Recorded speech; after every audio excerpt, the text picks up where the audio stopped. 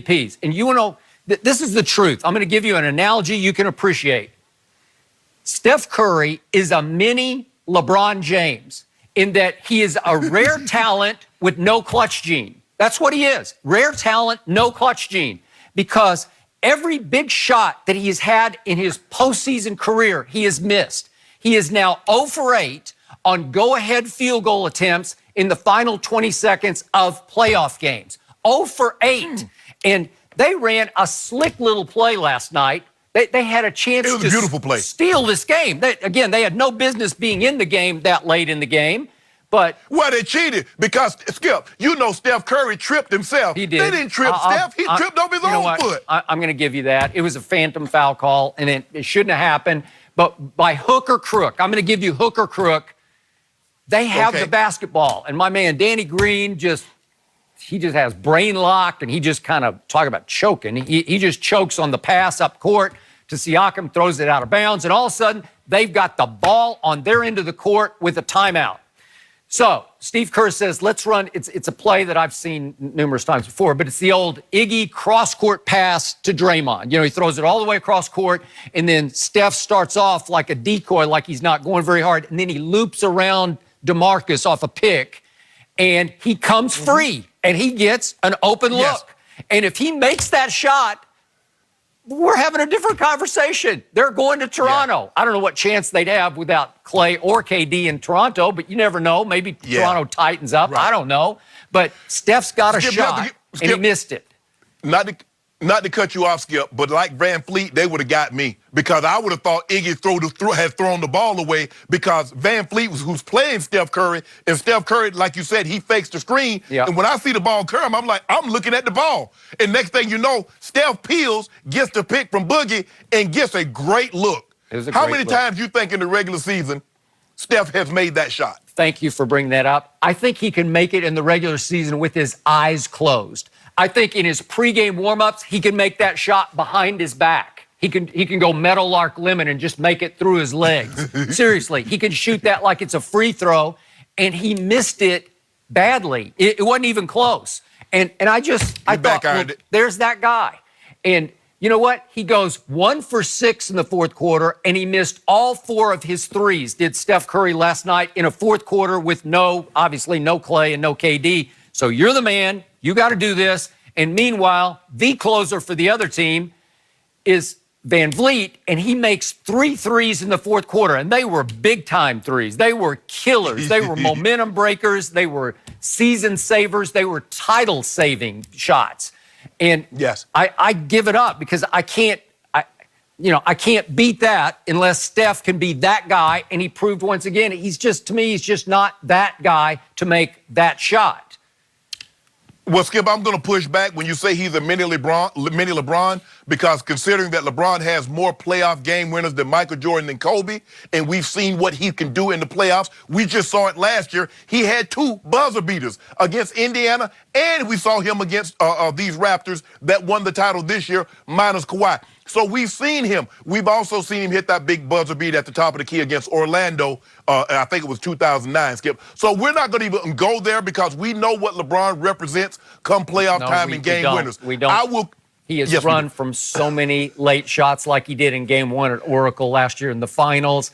Just take that shot, LeBron, or drive it and get to the free throw line. Nope. We know he's the worst superstar free throw shooter late game we have ever seen. So this is not about free throws. This is not about free throws. Well, we're not going to go to the free throws. I know, but he hadn't had that opportunity to come playoff time. So when he does, we'll discuss that at another date and time. But to get to your point about Steph Curry, Skip, this was his game. Now, if he gets this to a Game 7 and they lose, he will take somewhat of a beating, but not like he's going to take for not being able to close this. Because they're going to look at him in a Game 7 and say, okay, he's minus KD, he's minus Clay. Okay, do we really expect Steph to pull this out? Okay, at least get us to a Game 7. Okay. But Skip, we've seen this before because it happened in Game 2, and you mentioned this. He didn't take any shots in Game 2 in the fourth quarter. He was 0 for 0 for 0. No points, no shots, nothing. After Clay went out with 8 minutes left. After Clay went out, and they still were able to win the ball game. Iggy balled out of his mind. This was old throwback Iggy because we hadn't seen Iggy really play like good. this in the playoffs in a very long time. So he was coming along with Clay. Now Clay goes out, Iggy's still balling. Now, Steph, it's your turn. You got to get us to a Game 7. Just get us to a Game 7, and we can live with any result that happens in that Game 7. Good, bad, or indifferent. Skip, he's got to. He's got to finish this. He's too good of a player. He's been in this moment too many times not to deliver at least once. At least once. So now he's played in 5 finals with no finals MVP. And let's not leave Draymond out of this. Look, Draymond does so many good things. He stuffs the stat sheet. I'm looking at these numbers, and he gets 19 rebounds and 13 assists, but he also stuffs that other category over here on the far right, which is TO turnovers. He had 8 turnovers last night. And again, I'm rooting like crazy for Golden State, and it seemed like every other time he touched the ball, he just threw it away. And it just, after a while, you can't overcome that. They're better. Toronto's better. They're deeper. They're just a better basketball team. They're better on defense. So if 8 times you just give them the ball back, that's 8 empty trips. That's 8 chances to score that you just gave away. Well, you're going to lose. It's amazing it came down to the last shot. But this is who they are. You talked about if they take better care of the basketball. Skip, they averaged 17 turnovers in the 5 previous games. They did. What did they get last night? 16. They got 17. Yeah. This is basically Skip. This they is did. who They hit their are. average. That's right. That's a good point. Right. This is who they are. And we've talked about this. They get careless with the basketball. And Draymond Green has been a Defensive Player of the Year, and you pointed out with 26 seconds left, he's got Siakam, and all you got to do is just man up. Just stay in front of him. Just make him take a tough shot. Skip. Right? He went for the steal. He went for the steal, and he whiffed. And Siakam, it was still a pretty tough shot, but it was open, and he made it. And it was a big shot in the game, man. It gave him a 3-point cushion, and you can't do that. You can't. There are times to gamble and times not to gamble, and I just... He deserves some of the blame for what happened last night. Well, Skip, the thing is that you look at his stat line, he almost averaged a triple-double, 12.5, 10, 9.3 assists per game. So he was playing, but Skip, he will attempt things, and that when it works really well, you're like, oh, my God, look at that pass by Draymond. But there were some plays early in the ball game where he just threw it directly to Kawhi. He threw it directly to Siakam, and I'm looking at him like, Draymond, why would you attempt that at this juncture of the ball game? I don't know. The ball is a premium. I don't know. But, Skip, you know what? To go back to what you said about the medical staff of the Spurs and them being very, very conservative, we saw medical staffs can be wrong because, remember, even the medical staff at the Warriors, even independent medical staff told Kevin Durant he couldn't hurt himself any worse. They were wrong. It's okay. Not sure they told him that, but whatever. Yeah, that's what Steve Kerr said they told him. But well, if Kevin Durant went out there on his own, if they told him something that made him comfortable, that he wanted to go out there and risk however the amount of percentage that it was, Kevin Durant was willing to risk it. Yeah. So that's why I'm going to have to push back on you when it comes to Kawhi, because it's okay. Maybe, just maybe, the medical staff of the Spurs were wrong with Kawhi in this instant. I think they were not. We'll talk about that in just a moment. But let's finish up on the injury of last night. Klay Thompson's injury. It's sad, Skip. As soon as it happened, I thought the worst. I thought he had wrecked his knee. And then I'm riding the emotional roller coaster because they help him up the tunnel. It looks like he can't even put weight on it. And they inform him, wait a second, if you stay in the locker room and you don't shoot these free throws, you're done for the night. And he runs back down the tunnel and steps up to the free throw line and makes 2. And then he kind of trots back on defense, a little limpy, but trotting. And I thought, wow, I think he might be okay.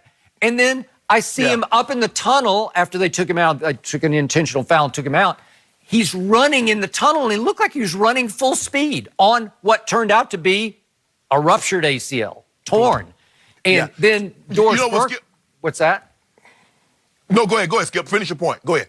Yeah, so Doris Burke reports that he's jumping up and down on what was a torn ACL, but what I thought was maybe an okay knee in the locker room. And then they said that Michael Thompson, his father, who was obviously a very good player for the Lakers, high draft pick, he's in the tunnel and he He's the number asked one overall Clay draft twice. pick. Yeah, he said, "Hey, did you hear anything? Did it pop?" And according to Doris, Clay said, "No, I didn't hear anything." So I'm thinking at that point, emotional roller coaster. I'm thinking, I think maybe he's going to be okay. And then I hear it's torn. Wow. Well, I don't know. Obviously, Phillip Rivers once upon a time played quarterback on a torn ACL, but that's different than playing NBA basketball. But still. You know what, Skip? The thing is, and you can jump up and down, the ACL provides the stability in your knee. John Elway played his entire college and NFL career without an ACL. He lost it in high school. Yep. So you can play without an ACL. You know, he wore a knee brace, but it provides the stability. So going up and down is fine. It's just when you have to move that the leg is unstable. Skip, the minute he did it, the first thing I thought, I said, that's an alphabet injury. Yeah, that's an ACL, an MCL, agree. or PCL. Totally agree. Skip, I knew that was something. And then when he got up and he walked into the locker room and he coming back, I said, man, this joker done pulled a Paul Pierce. That's what I'm thinking, Skip, because I'm like, he had to have torn something given the way his weight came down and the knee buckled inward. Yeah. I'm like, did he? And then when he jumping up and down trying to like, okay, I feel okay. Because the adrenaline's still going, Skip. There's adrenaline pumping through his body now. And he doesn't realize what has happened. And then once you settle down, Skip, because we had a guy tear his ACL in the first quarter of a football game and play the entirety of the game on it. Clay has to get my vote for tough guy of the game, no doubt. Likely oh my God, he's February or March rehabbing, but of course it is Klay Thompson. He may surprise us. So, did Kawhi deserve that MVP award? That's a good question. Shannon thinks so. Jen, you ought to stop it, Jen. I should slap myself, right, according to Shannon? We'll discuss that next, and don't forget to listen to us every day on the Fox Sports Channel on Sirius XM. We'll be right back.